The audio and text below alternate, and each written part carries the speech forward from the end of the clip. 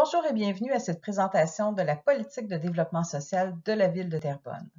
Je m'appelle Édith Junot, je suis conseillère en développement de politique à la Direction du loisir et de la vie communautaire de la Ville de Terrebonne et je vous accompagnerai tout au long de cette présentation. Au cours de cette présentation, on va vous présenter le contexte d'élaboration de la politique, la démarche d'élaboration, des éléments de son contenu et le suivi des étapes à venir.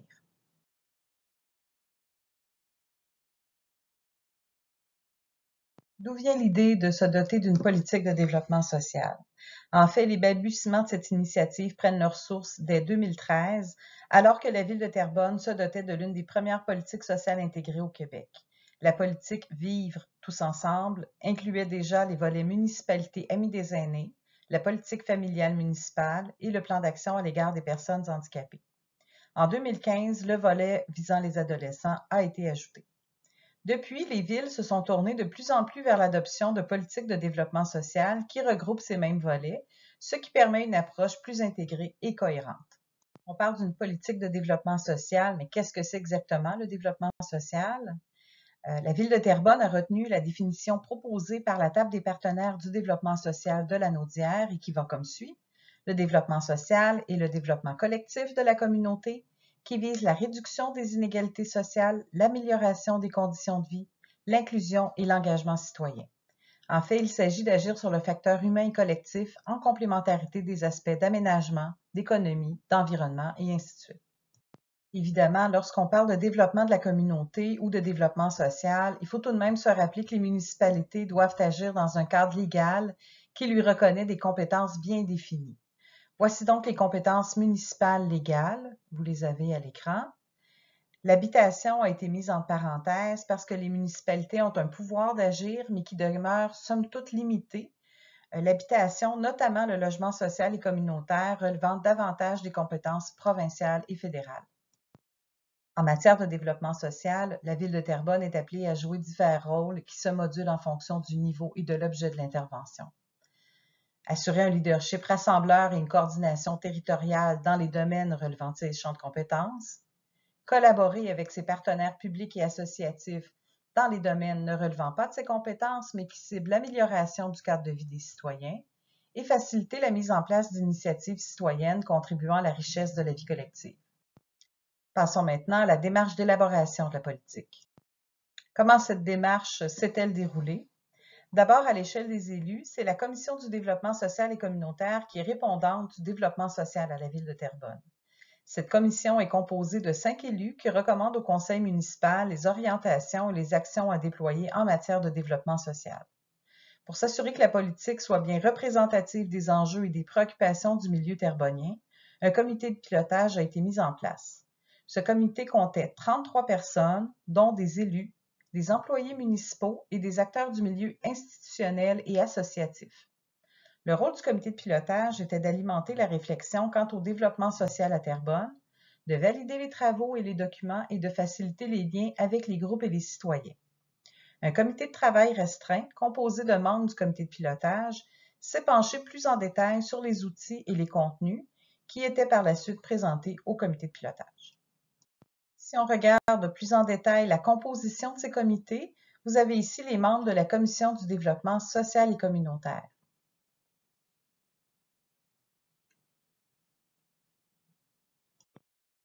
Le comité de pilotage était composé de représentants des organisations qui sont présentées à l'écran. L'astérisque indique la participation au comité de travail.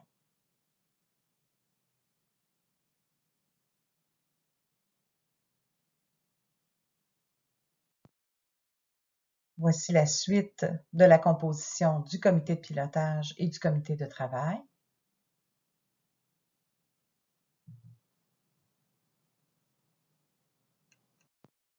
Et la troisième et dernière diapositive présentant la composition du comité de pilotage et du comité de travail.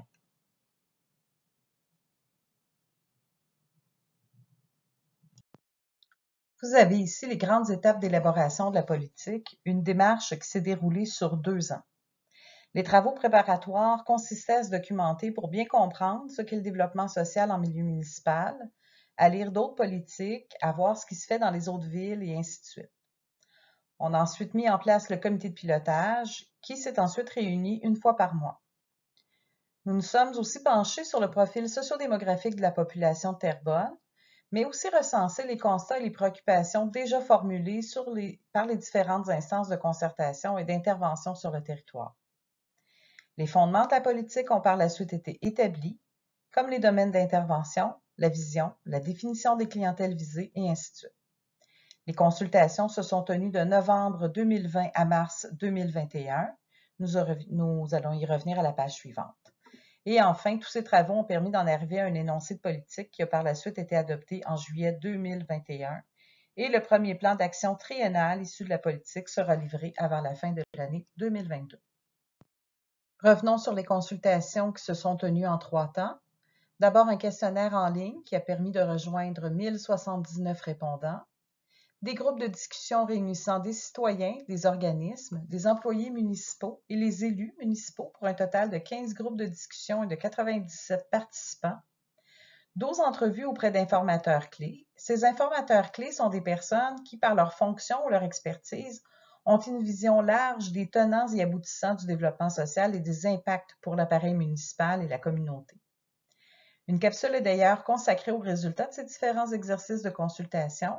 Si ce n'est pas déjà fait, nous vous invitons à la consulter. Entrons dans le vif du sujet avec les éléments de contenu de la politique.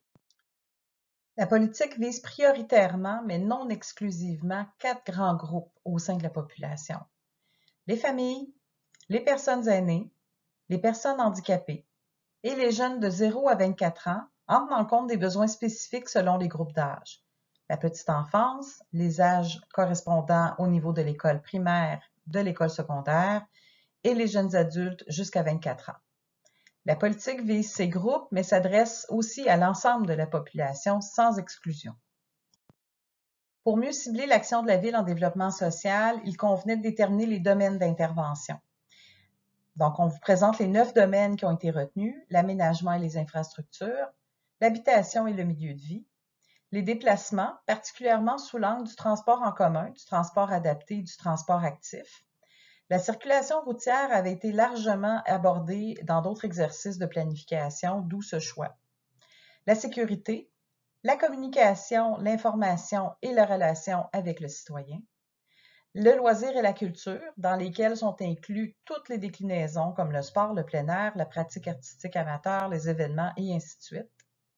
La participation sociale, qui regroupe par exemple le bénévolat, l'engagement citoyen, le respect et l'inclusion sociale, et la promotion et la contribution à la santé globale.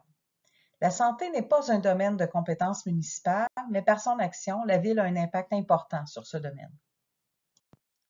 Ces 9 domaines n'ont pas été choisis au hasard. Il s'agit en fait des 9 domaines d'intervention proposés dans le cadre de référence de la démarche Municipalité Amis des aînés du Secrétariat aux aînés du gouvernement du Québec. Vous avez à l'écran la fameuse Marguerite Mada, qui nous semblait le modèle le plus complet, le plus approprié pour définir les domaines d'intervention de la Ville de Terrebonne en matière de développement social.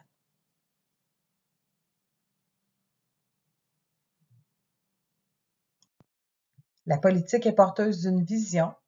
C'est ce vers quoi on doit tendre, ce qu'on vise à atteindre à long terme. Donc, chaque citoyen de Terrebonne évolue dans un cadre de vie sain et sécuritaire, lui permettant de s'épanouir sans égard à sa condition ou à ses capacités. Il se sent partie prenante d'une communauté innovante et créative et, avec l'ensemble des acteurs sociaux, contribue activement à la vie collective. Les valeurs de la politique sont le respect, l'inclusion et la solidarité. Le respect consiste à agir et intervenir avec respect et bienveillance, en faisant preuve d'écoute et en reconnaissant que tous ont la même valeur.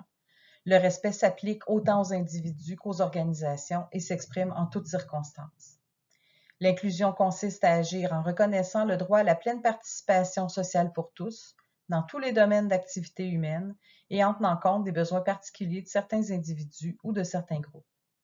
La solidarité consiste à agir dans le respect et la reconnaissance des liens qui unissent l'ensemble des personnes et des organisations composant la communauté et par conséquent de l'obligation morale d'assistance mutuelle qui en résulte.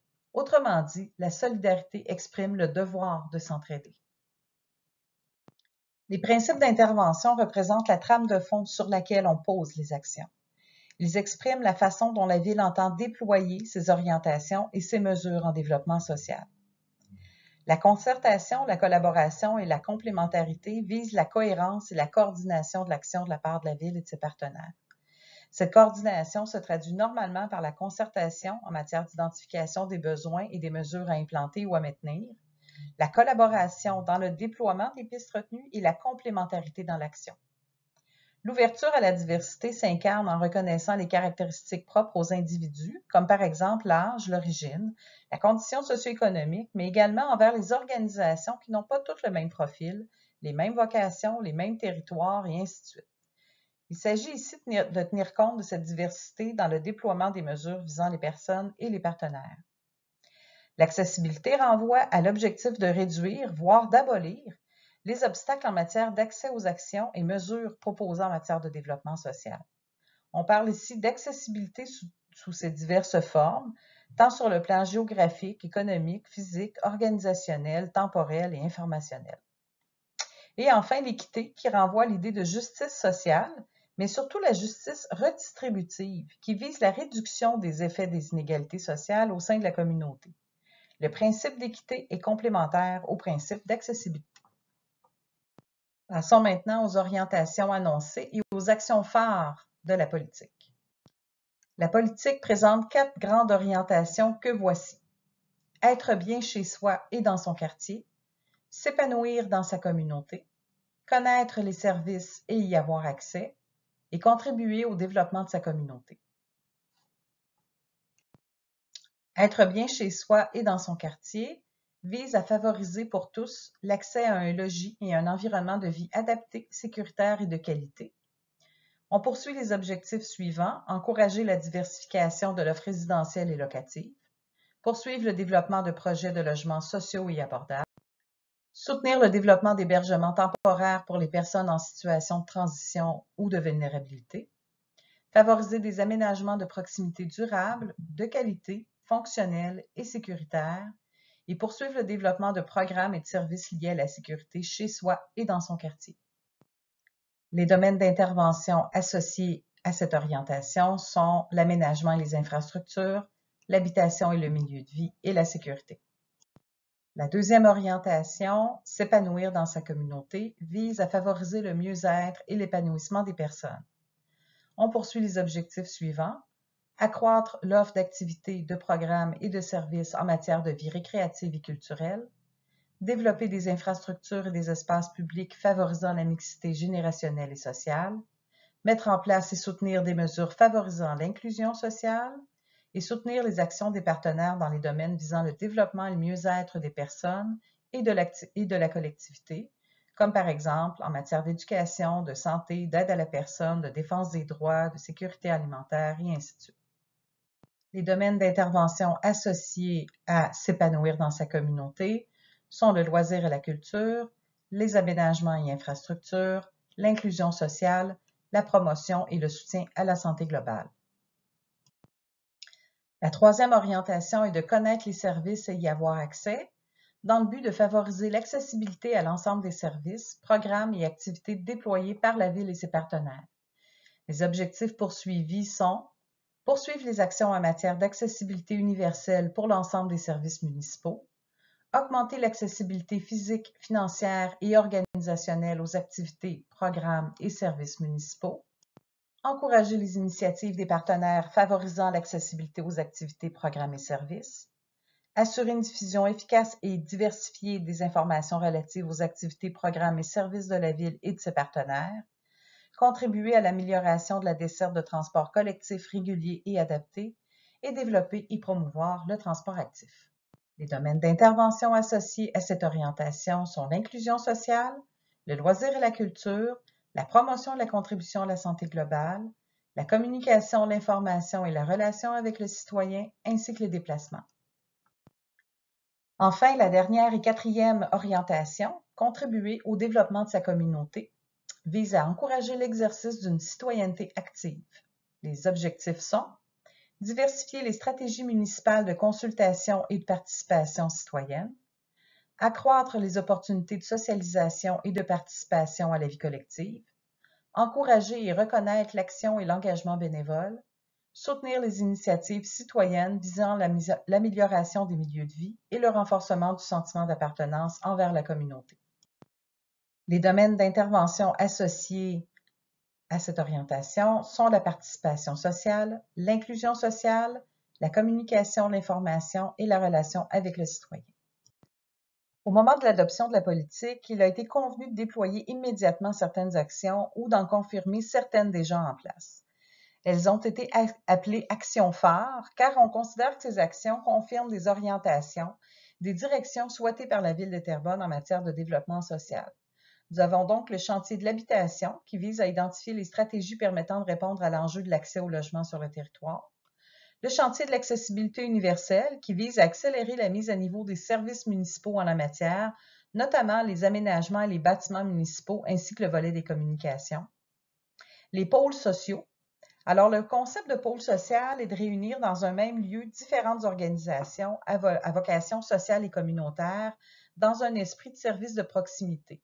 On peut penser à des CPE, parfois des logements sociaux, des organismes visant les personnes aînées, les familles, les jeunes, et ainsi de suite. Différents pôles sont présentement en planification sur le territoire de la ville. Le projet Droit devant, qui vise à prévenir au sein de la direction de la police toute forme de discrimination selon 4 axes. La gestion des interpellations, le profilage, la gestion du milieu de travail et le recrutement. Et enfin, le comité interservices qui vise à amener les directions et services municipaux concernés à mieux travailler ensemble de façon cohérente et complémentaire en matière de développement social. On rappelle que toutes ces actions sont déjà en cours. Nous voici au dernier bloc de présentation de cette capsule. Ce dernier bloc aborde la mise en place de la politique ainsi que son suivi. D'abord, au moment de la réalisation de cette capsule, nous en sommes à planifier les rencontres de travail qui nous amèneront à disposer d'un plan d'action. Ce plan d'action sera d'une durée de 3 ans, alors que la politique a une durée de vie de 10 à 12 ans. Il s'agira donc du premier plan d'action en développement social associé à cette politique. Pour en arriver à ce plan d'action, des séances de travail sont prévues avec une échéance en juin 2022. Lors de l'automne 2022, le plan sera présenté aux partenaires pour validation et commentaires. Nous pourrons par la suite compléter le travail à l'interne, par exemple pour convenir des séquences de réalisation, des ressources à prévoir, des répondants et des collaborateurs de chacune des actions, et ainsi de suite. Et on prévoit une adoption du plan d'action avant la fin de l'année 2022. Par la suite, il reviendra à la Commission du développement social et communautaire de s'assurer du déploiement des actions prévues, de concert avec la Direction générale de la Ville. La coordination de la réalisation du plan d'action revient à la Direction du loisir et de la vie communautaire. Chaque année, un bilan du plan d'action sera réalisé et des ajustements seront apportés pour l'année suivante si c'est nécessaire. Le comité de pilotage devient alors le comité de suivi et contribuera à ces travaux d'évaluation et de mise à jour du plan d'action. Voilà qui termine cette capsule portant sur la politique de développement social de la Ville de Terrebonne. Cette politique est disponible sur le site Internet de la Ville à l'adresse suivante www.ville.terrebonne.qc.ca. À noter que les photographies qui ont servi à réaliser la mosaïque de la page couverture de la politique proviennent des partenaires engagés dans la démarche. Ce sont donc des vraies personnes de la communauté qui apparaissent sur la page couverture. À souligner également que le titre de la politique, Terrebonne, une ville qui nous ressemble et nous rassemble, est également le fruit des travaux du comité de pilotage. Merci de votre attention et bonne journée.